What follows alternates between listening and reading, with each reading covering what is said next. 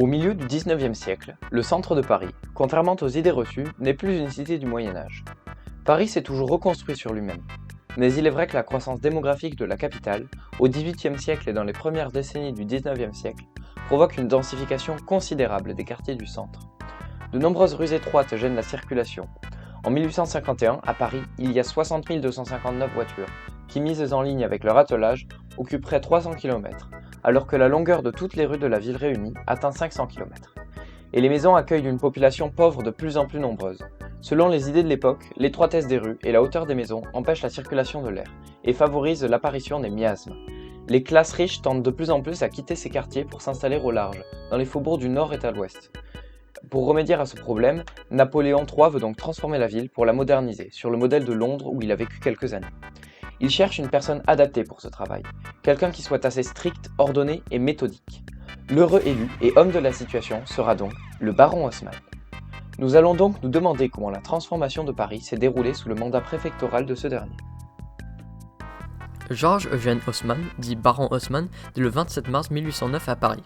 Brillant étudiant, il entre dans l'administration préfectorale où il fait toute sa carrière. Le 22 juin 1853, il devient préfet de la Seine et une semaine plus tard, suite à la demande de Napoléon III, il va mener les grands travaux de Paris. Selon la logique haussmannienne, tout doit être unifié. Façades, balcons, lampadaires, bancs, kiosques seront tous semblables au travers de Paris. Haussmann veut également créer de nouveaux axes de communication et le long de celle-ci, des égouts et canalisations qui joueront un grand rôle dans l'assainissement de la ville. Un monument se trouve au bout de chaque grande avenue qu'Haussmann fait construire, comme l'Arc de Triomphe au bout des Champs-Élysées, le pont Saint-Michel au bout du boulevard éponyme, un pont qu'Haussmann a également fait construire, ou encore la place de la Concorde au bout de la rue Rivoli. Étant un homme de finance, Haussmann pense non seulement à la circulation du peuple, mais également à la circulation de l'argent et des marchandises. C'est pourquoi Haussmann, déjà connu pour l'industrialisation et le développement de lignes ferroviaires à Bègle, fera construire de grandes lignes de chemin de fer dans Paris pour établir des flux commerciaux. Cependant, ce projet, contrairement à l'image qu'il cherche à véhiculer, n'est pas tout rose et fait déjà l'objet de nombreuses controverses et désaccords à l'époque. Dans un premier temps, les travaux haussmanniens, même s'ils se démarquent principalement par la modernisation de la ville, avaient aussi des objectifs sécuritaires. Il faut bien comprendre que si aujourd'hui on a conscience de ces objectifs-là, à l'époque ce n'était pas le cas, et ils étaient même dissimulés. L'assainissement de la ville servait de prétexte pour pouvoir élargir les avenues, permettant en même temps de compliquer les formations de barricades, ce qui s'avérera être efficace au XIXe siècle, mais légèrement moins au XXIe. Haussmann se sert également de son austère logique qu'il emploie depuis le début des travaux de Paris pour justifier une organisation de Paris en croix, en réalité surtout utile pour faciliter l'intervention des forces de l'ordre et éviter des émeutes.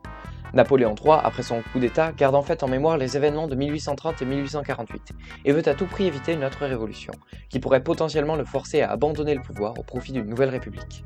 Cependant, l'aménagement de Paris comme le prévoit Haussmann ne peut se faire sans la destruction majeure et massive de la ville. Seuls le Marais et le faubourg Saint-Germain seront épargnés, ainsi que de très rares exceptions de part et d'autre de la ville. Pour permettre l'exécution de cette décision, Haussmann abuse d'une loi d'expropriation pour utilité publique et hygiène. Le nom de cette loi montre bien d'ailleurs la volonté de dissimuler le côté sécuritaire des travaux, puisque son nom évoque des raisons hygiène et publique, mais reste très vague sur les implications militaires, afin d'expulser les habitants de leur domicile en toute légalité, et surtout sans aucune opposition possible. De cette décision résultera une gentrification du centre-ville, devenue trop chère pour la classe ouvrière, autrefois majoritaire dans cette zone, mais surtout une relocalisation massive en périphérie de la population. Évidemment, tous ces travaux sont très onéreux. Haussmann n'hésite pas à endetter la ville pour les mener à bien. En moyenne, on parle de 50 à 80 millions de francs par an, en plus de vente de biens immobiliers par spéculation immobilière, soit une pratique considérée comme abusivement profitable et assez douteuse, ce à quoi s'ajoutent les fréquents emprunts réalisés par Haussmann pour ses travaux. Toutes ces raisons participent à discréditer les travaux d'Haussmann dans l'opinion publique. De plus, dans les années 1860, le régime s'assouplit, ce qui rend les expropriations des propriétaires plus difficilement justifiables. Ces derniers étant protégés par le Conseil d'État et une annexion de plusieurs communes environnantes à Paris entraîne un dysfonctionnement du système de financement.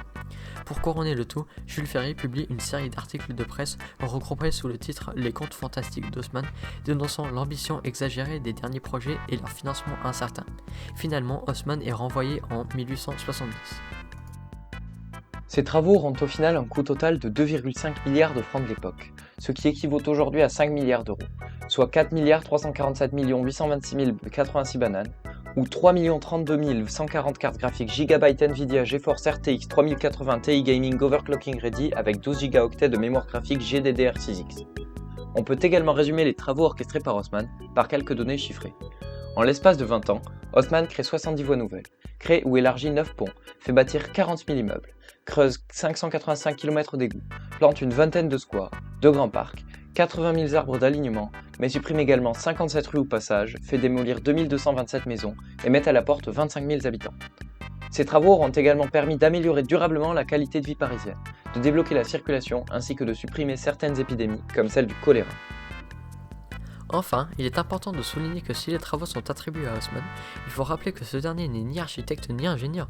Dans son livre Le mythe Haussmann, Pierre Pinon souligne que ce dernier n'a pas dessiné les bâtiments ni établi de règles urbanistiques.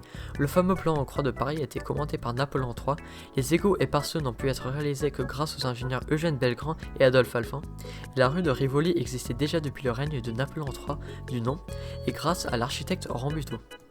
De plus, les maisons haussmanniennes, qui sont aujourd'hui caractéristiques de Paris, sont bien différentes de ce qu'elles étaient à l'époque. Les bâtiments haussmanniens étaient en réalité très austères et épurés. Ce n'est qu'au tout début du XXe siècle que l'on commencera à les décorer de manière plus riche, toujours sur l'influence de la logique haussmannienne, sans pour autant être aussi extrémiste. On parle alors de post-haussmannisme. Pour que les bâtiments prennent enfin l'apparence qu'on leur connaît, il faudra cependant attendre 1990 où la logique haussmannienne sera utilisée en même temps que celle d'un architecte célèbre, Le Corbusier. On parle alors de néo-haussmannisme.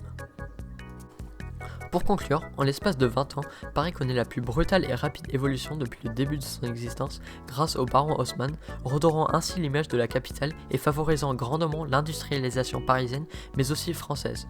Cette évolution cependant ne s'est pas faite sans son lot d'injustices, tant sociales qu'économiques, et si l'effet au long terme est définitivement bénéfique, au court terme il est assez néfaste et mal vu de la population.